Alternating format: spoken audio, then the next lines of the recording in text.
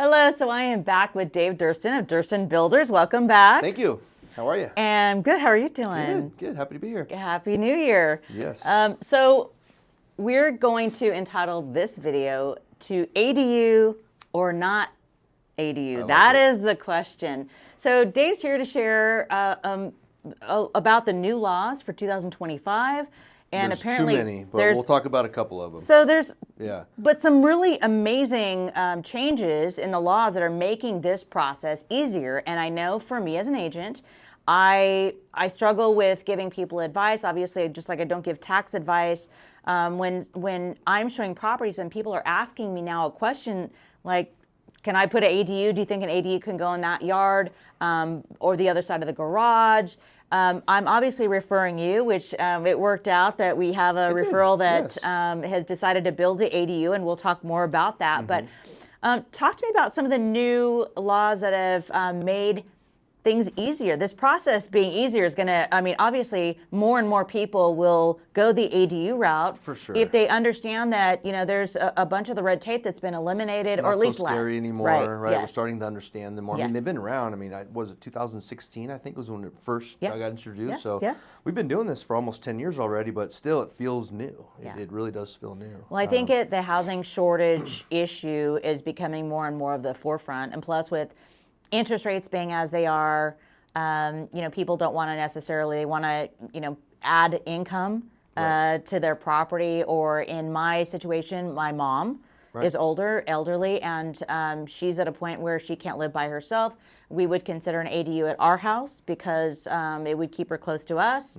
And, you know, eventually, you know, we could rent out that spot. But there's just so many great reasons to have an ADU. And financing is kind of limited right now too, with just ADUs, right? I mean, you go through your, standard channels, but direct financing for an ADU has been limited. I understand it's going to change. I understand that's actually going to loosen up. It is. I mean, and there's some regulations that came down the pipeline in 2025. They're going to start bringing some interest to investors. So I think that's going to start opening up for them. One of them is which is huge, is the ability to not have to live in your home and build an ADU. So now you can put an ADUs on your rental properties, which is awesome. I mean, it's amazing. Yeah, that's so now you've got your income property, and double now you're dip. able to exactly double dip. So, yeah. And that's been tough just to coordinate that. It really makes sense of an ADU if you still need to live right in your main residence. So.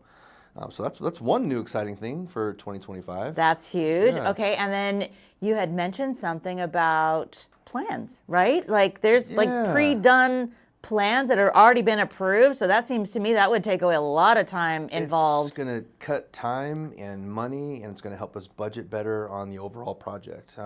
Like right now, the process is a lengthy process to go through and develop a set of plans, to get the plans engineered, the approval back and forth with our clients. That takes some time, and then that's just before we even put our foot in the door with the city. You know, all that needs to take place, and then we actually have something that's submittable. Well, architects being involved, it really takes the price up of things, right? For sure. And time. Yep. Like I had an architect involved with a building one time. We were working together, and I mean, it was months. Yeah. Months to get the thing done and approved, and it does. I mean, expensive. even with small ADUs, it's not so much the size of the project; it's just the details that go into it, right? So. And you can separate address an ADU. Yeah, ADU. Yes. Right. Oh yeah. So in Los Angeles, I had heard recent and more that people are going to be selling, and they actually are selling ADUs as a separate dwelling. Now, I don't know how this is going to work itself out because it's obviously on one parcel, but it has a separate address. And the one that you're working on right now that I referred you, but you're separate metering everything. So I guess that makes it easier to sell. Yeah. Sell, right? Yeah, and I mean some cities actually it's a sidebar requirement depending on how we're doing the ADU. If it's a junior ADU or if it's attached, detached. So this one's an attached ADU. I'm excited to take you along on that. We'll get to learn a little more about what that process looks like. As soon as you put the shovel in the ground, we'll be starting attending those. That would be fun. That's going to be great.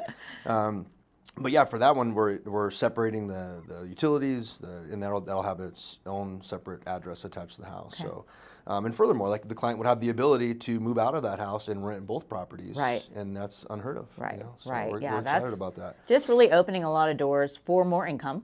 and obviously for like, family members again that can, stay in their situation, it's going to work out perfectly, right? And then circling back to having the ability to have a pre-approved set of plans, I mean, it's just like going into the city and wanting to build a patio cover, and the city has a pre-approved plan. It's easy. Most of the time it can be over the counter.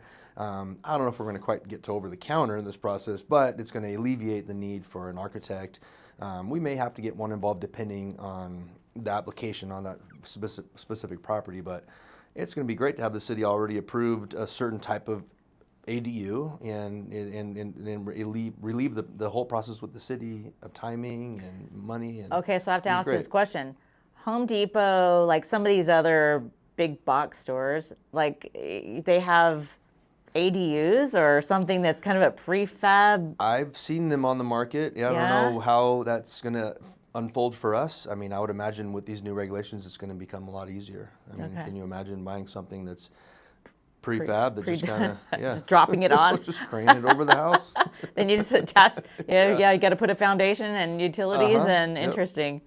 Yeah. Interesting. If it could only be that easy, that seems a little easy. Yeah, it seems a little too easy. It seems a little too easy. But maybe, I would imagine we'll get there. I would question the workmanship a little bit, but But I mean, look, they used to make prefab homes through Sears. Sears catalog, right? I know. That's right. Nixon lived in one of those homes, I guess. Days go? Right.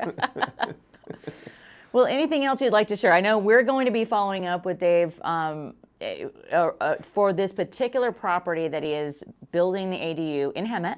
Yep. So we'll have some insight for Hemet, what Hemet feels about ADUs. Yep. But we're going to be spending some time with Dave as he's working and building this ADU and asking him more questions. Yeah. And you can shed some more light on, the difficulties or the challenges you might be running into, or some things maybe that you were able to overcome that. Again, working with Hemet, is that your first time going to be working with Hemet? With the city of Hemet, yes. Okay. Yeah. So we'll delve into those details. Yeah, so far so good. Okay. Another exciting thing is the ability to take an unpermitted ADU. It used to be a little bit more difficult to permit an ADU that you may be using. It could be a junior ADU, a bedroom or garage, and renting that out. And now the cities are being forced to make that process a little easier. So we're excited about that too, because there's a lot of people out there that have had the space and have been scary to. We have that happen all the time. We have situations where, people have added on to their property, and again, for mother-in-law, whatever reasons, and they're afraid to. Obviously, they have to disclose it upon sale, but they're also disclosing that it was not permitted, and that can be a problem. Yeah. Permitted, you get the value for the property from an appraiser. Unpermitted, you don't get the value. You don't get the value. So, wise to get it permitted. So you're saying that red tape is a little bit easier now as well. It is, yeah. I mean, now they're forcing the cities to have more of a focus on safety and health rather than building codes. Okay. Which is huge, because it's the city kind of forces the hand of you and the contractor to go into your home and start bringing everything to code if it's an older home, and now they're kind of turning a blind eye to that in a sense. I mean, obviously, if things need to be addressed, they need to be addressed. Sure. But if they're not done in a workmanlike manner. Yeah, we need to. Sure. But now with the emphasis on just safety and health, I mean, that's going to be great. It's going to be So awesome. Lots of exciting stuff for this year. Awesome. Lots of exciting stuff, and we look forward to following you, shadowing you. Yes, let's while do it. While you're doing a build out. Yes. Yep. And we will talk soon. Sounds good. Thanks Thank for you. being here. All right.